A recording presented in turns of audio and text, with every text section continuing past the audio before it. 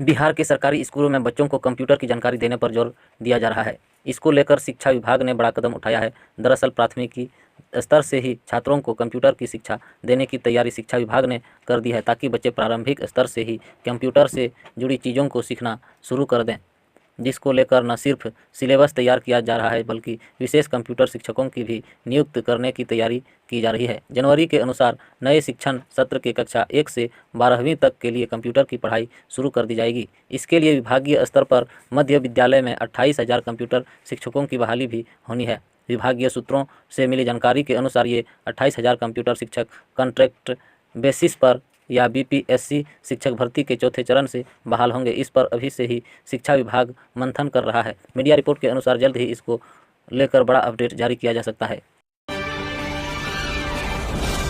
देश में high speed ट्रेनों वंदे भारत, शताब्दी और राजधानी के बाद बुलेट ट्रेन चलाने की कवायद जारी है।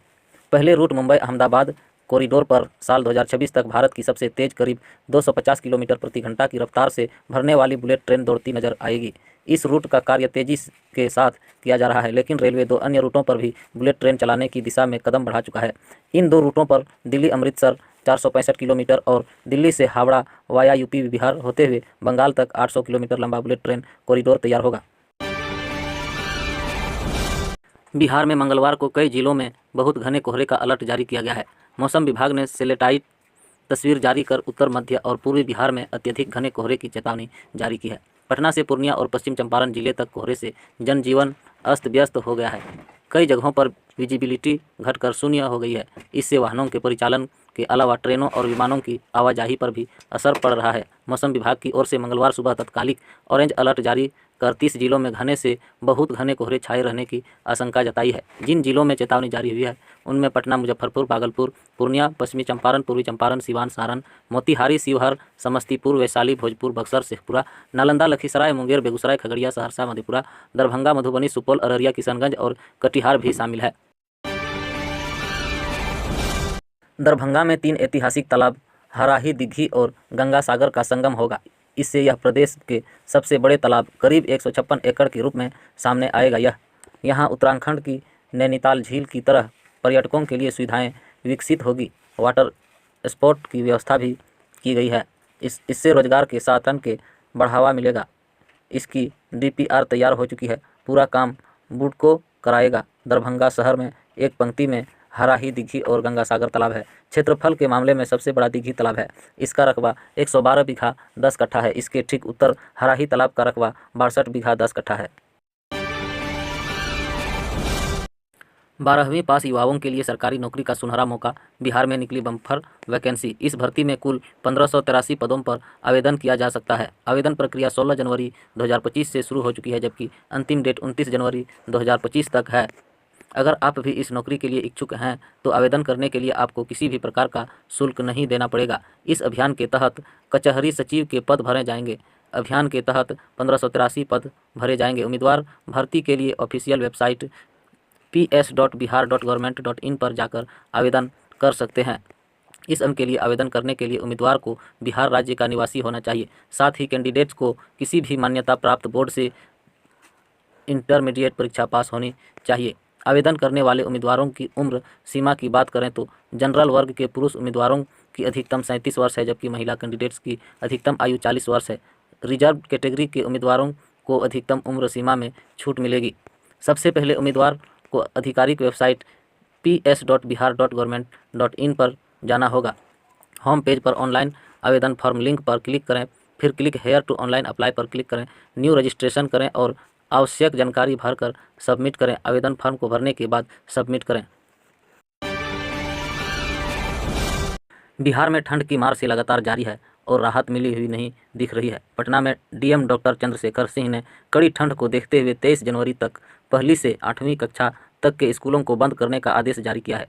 वहीं 9वीं से 12वीं तक के स्कूलों का समय सुबह 9 बजे से दोपहर 3:30 बजे तक निर्धारित किया गया है। इसी तरह गोपालगंज के जिलाधिकारी प्रशांत कुमार ने भी नर्सरी से लेकर 8वीं कक्षा तक के सभी स्कूलों और आंगनबाड़ी केंद्रों को 23 जनवरी तक बंद रखने का आदेश दिया है। कक्षा 8 से ऊपर की कक्षाएं सुबह 10 बजे से लेकर 3:30 बजे तक चलेगी। मोतिहारी में भी डीएम सौरभ जोरवाल ने 22 और 23 जनवरी को नर्सरी से 8वीं कक्षा तक के सभी सरकारी और निजी स्कूलों को बंद करने की घोषणा की है। बिहार विधानसभा चुनाव से पहले एक बार फिर से प्रदेश की सियासत गर्म हो गई है। इस बार हम के नेता और केंद्रीय मंत्री जीतन राम मांझी ने मोर्चा खोल दिया है। दिल्ली में टिकट नहीं मिलने से वह बीजेपी के खिलाफ आग बबूला हो गए हैं। उन्होंने मीडिया के सामने खुलेआम ऐसी बात कह दी जो कि एनडीए खेमे के लिए शुभ संकेत नहीं है। दरअसल दिल्ली में चिराग पासवान और नीतीश कुमार की पार्टी को भाजपा ने सीट में हिस्सेदारी दे दी, लेकिन जीतन राम मांझी को एक भी सीट नहीं दी गई। अब इसके बाद सियासी संग्राम छिड़ गया है। मीडिया ने जीतन राम मांझी से इसे लेकर सवाल पूछ दिया। फिर क्या था, जीतन राम मांझी बुरी तरह भड़क गए और ऐसी बात कह दी कि भाजपा के लिए मुश्किल पैदा कर सकती है। अगर आप भी सरकारी राशन की दुकान से राशन प्रत्येक माह ले रहे हैं तो यह खबर आपके लिए महत्वपूर्ण है, क्योंकि अब इसका लाभ लेने के लिए राशन कार्ड में शामिल प्रत्येक व्यक्तियों को ई-केवाईसी करना अनिवार्य कर दिया गया है। यदि कोई व्यक्ति ऐसा नहीं करेगा तो वह राशन लेने से वंचित हो जाएगा। अगर आप भी सरकारी राशन को नियमित रूप से लेना चाह रहे हैं तो आपको इस खबर के माध्यम से हम बताएंगे कि कहाँ पर आपको ई-केवाईसी करवाना होगा और इसके लिए क्या प्रक्रिया है। जिला पूर्ति अधिकारी ने बताया कि प्रत्येक राशन कार्ड धारकों को राशन पाने के लिए ई-केवाईसी करने के लिए 3 माह का समय दिया गया है, जो 31 मार्च 2025 तक रहेगा। इस बीच सभी राशन कार्ड धारकों को अपने सरकारी राशन की दुकान पर ई-केवाईसी करना अनिवार्य होगा। अगर आप किसान हैं और आपको बिजली कनेक्शन चाहिए तो आपके लिए अच्छी खबर है। आप घर बैठे सुविधा ऐप की मदद से बिजली का कनेक्शन ले सकते हैं। बिहार सरकार आपको बिना किसी खर्च के घर बैठे बिजली का कनेक्शन दे रही है। किसान सुविधा ऐप के जरिए तत्काल आवेदन कर सकते हैं। विभाग आपको घर बैठे निःशुल्क बिजली कनेक्शन दिलाएगा। किसानों को यह लाभ बिहार मुख्यमंत्री कृषि विद्युत संबंधी योजना के तहत मिलेगा।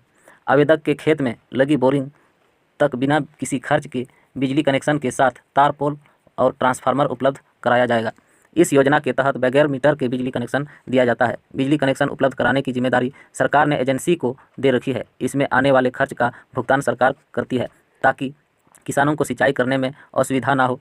इसमें प्रति HP हर माह करीब 85 रुपये का बिल आता है, जो काफ़ी कम है। इच्छुक किसान इस योजना का लाभ उठा सकते हैं। घरेलू अथवा अन्य कार्यों के लिए भी सुविधा ऐप के माध्यम से आवेदन कर विद्युत कनेक्शन लिया जा सकता है।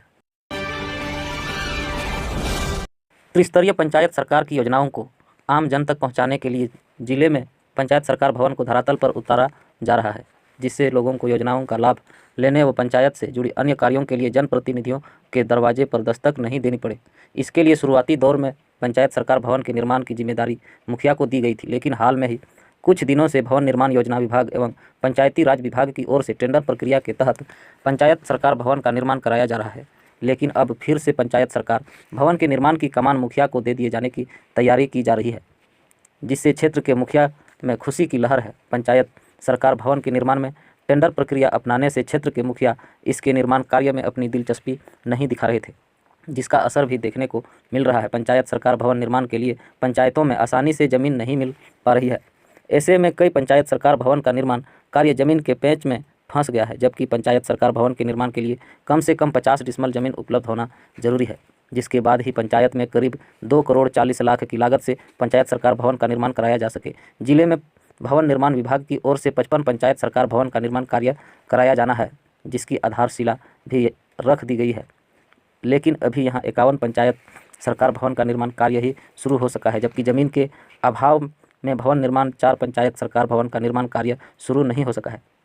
इसके अलावा यहाँ योजना विभाग से 27 पंचायत सरकार भवन बनाए जाने हैं, जबकि अभी यहाँ 16 पंचायत सरकार भवन ही आकार ले पा रहा है, जबकि 11 पंचायत सरकार भवन का निर्माण कार्य जमीन उपलब्ध नहीं होने से अटका हुआ है।